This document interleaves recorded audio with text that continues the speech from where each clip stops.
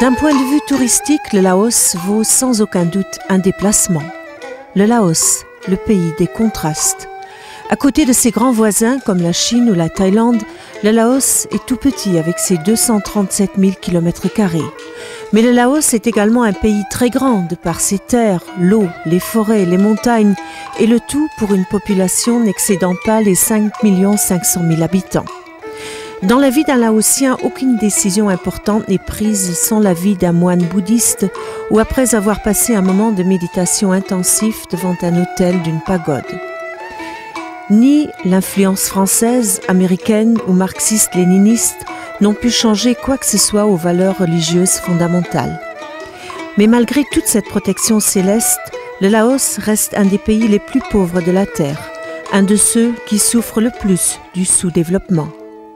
Le système sanitaire se heurte aux mesures de prévention de base comme les contrôles médicaux ou les vaccins, ce qui amène le taux de mortalité infantile à 10% et l'espérance moyenne de vie à peine au-delà de 50 ans. Ce serait faux que de penser qu'un malade pauvre ait droit à une médecine pauvre, car au XXIe siècle, tout malade adulte ou enfant a un droit à la santé, c'est-à-dire un diagnostic correct, un traitement médical optimal et contrôlé. Cela veut dire un traitement déterminé en fonction des critères médicaux et non pas de la classe, du potentiel financier ou des relations du patient. Correct, cela veut dire que les diagnostics, les moyens de haute technologie, l'efficacité du traitement doivent être vérifiés et l'effet des médicaments contrôlés. Une médecine à deux vitesses ne laisse aucune chance aux malades pauvres du Laos. Le choix du Laos comme pays cible de l'action de l'ADS repose sur plusieurs facteurs. Il s'agit d'un pays du sud-est asiatique dans lequel la chirurgie cardiaque était inexistante, ce qui faisait de ce projet une véritable aventure tout en correspondant à un besoin humanitaire réel.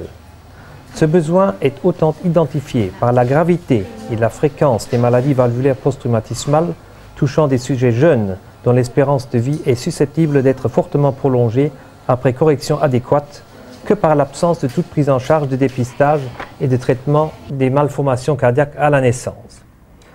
Ce dépistage que nous faisons depuis plus de 6 ans paraît s'arrêter à mi-chemin. La prise en charge globale de la maladie semblait imposer l'adjonction d'un volet thérapeutique. Ce dernier ne pouvait être limité à la thérapeutique médicamenteuse, mais semblait justifier nécessairement l'introduction de la chirurgie cardiovasculaire. La première intervention chirurgicale à cœur ouvert au Laos a pu être réalisée en l'an 2002 par le professeur Bernard Eisenman. Nous avons réfléchi sur la faisabilité d'un centre de chirurgie dans l'enceinte de l'hôpital universitaire Mao Sot. Nous avons alors décidé, en commun accord avec le ministère de la Santé, la création d'un institut lao-luxembourgeois du cœur qui a ouvert ses portes en novembre 2004. Un fait marquant fut la visite de Son Altesse Royale la Grande-Duchesse Maria Theresa au Laos qui depuis cette époque a daigné nous accorder son haut patronage. Les résultats de la chirurgie cardiaque permettent d'affirmer qu'un centre de chirurgie cardiaque comme l'Institut a sa place dans un pays en voie de développement. En effet, le cas de l'enfant cardiaque est un vrai problème social car en l'absence de toute assurance, l'enfant devient une charge difficilement supportable pour la famille qui se ruinera pour lui. Par conséquent, la chirurgie cardiaque apparaît comme la solution et constitue un immense espoir pour ces familles. Mais le volet le plus important reste la prévention du rhumatisme articulaire aigu par la formation à l'éducation. Éduquer la population à se rendre auprès d'un médecin en cas de mal de gorge persistant. Éduquer le médecin à prescrire une antibiothérapie adéquate. Éduquer le malade à poursuivre son traitement pendant une durée déterminée. Éduquer les infirmières ou autres vendeurs ambulants sur les marchés à la vente de médicaments pour une durée déterminée. Introduire un examen médico-scolaire systématique où actuellement 45% des enfants sont scolarisés.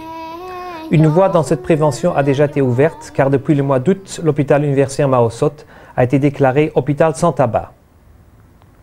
Au-delà de cette activité de soins et de prévention, le nouvel institut est un lieu de transfert de technologies, de connaissances et de compétences, lieu permanent de formation théorique et pratique pour les médecins, chirurgiens et les infirmières là-haut, auquel il est prévu de confier la responsabilité pleine et entière de l'Institut en 2009, dès que les équipes médico-chirurgicales et paramédicales en formation seront prêtes et opérationnelles.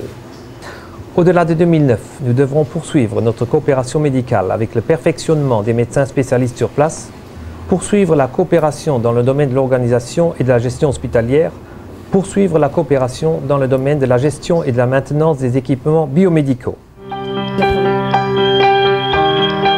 Il y a vraiment quelque chose qui a été créé, qui a été fondé, mais nous sommes encore loin du but. Ce n'est pas parce qu'il y a un bâtiment que vous avez pu voir que les choses sont faites. Ce bâtiment, il reste effectivement à payer. Et puis surtout, il reste une énorme partie qui est la formation du personnel.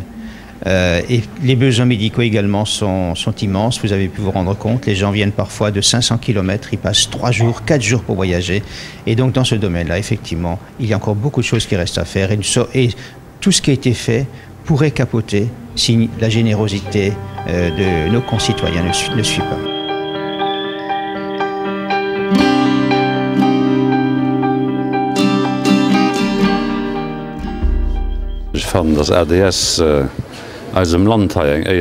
Je trouve que ADS réalise un travail formidable qui fait honneur à notre pays, le Luxembourg.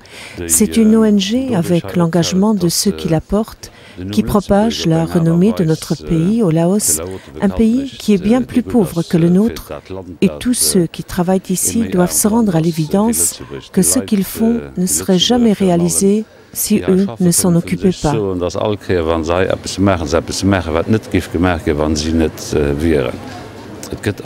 Rien dans notre vie n'est plus beau que le fait de savoir que le pourquoi on s'investit personnellement est quelque chose d'exceptionnel, quelque chose qui peut faire avancer l'humanité.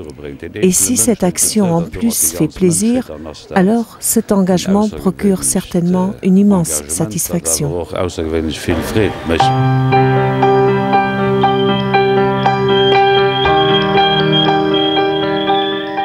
J'espère que pendant de nombreuses années encore, le gouvernement luxembourgeois, la France et l'Allemagne continueront à m'accompagner dans cette aventure formidable que sont la cardiologie et la chirurgie cardiaque au Laos, et que vous contribuerez au succès de mon action dans l'intérêt des enfants si souvent oubliés, frappés par le sort de l'injustice du lieu de naissance au bord d'un monde médiatique où ils sont condamnés à une mort prématurée. Nous devons rendre à ces enfants non seulement la santé, mais leur dignité et leur confiance dans l'avenir. Écoutons Gandhi qui disait que tout est difficile, mais cela peut être fait. Les différentes missions de l'ADS ont permis de recruter 900 enfants qui doivent être opérés du cœur dans les meilleurs délais. Une intervention coûte 2 000 €. L'ADS a besoin de votre confiance et de votre soutien financier. Merci.